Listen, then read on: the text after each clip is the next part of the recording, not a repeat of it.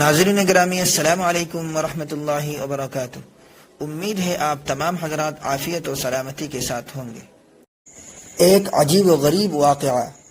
جموں کشمیر کے ضلع ڈوڈا کے بستی بٹھارا کی رہائشی 16 سالہ ماوش عارف، جو پیدائش سے ہی سننے اور بولنے سے قاصر ہے، لیکن انہوں نے وہ کارنامہ انجام دیا ہے جسے جان کر ہر کوئی ان کے عزم کو سلام پیش کرنے پر مجبور ہو جاتا ہے۔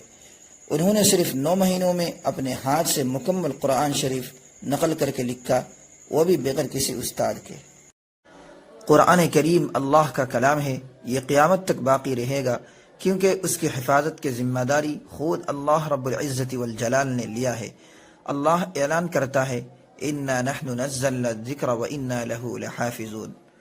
قرآن کریم کے متعلق ایسے واقعات ظاہر ہوتے رہتے ہیں تاکہ مسلمان قرآن کریم کے ساتھ جوڑے رہے اور ان کا ہر کام قرآن کے مطابق ہو۔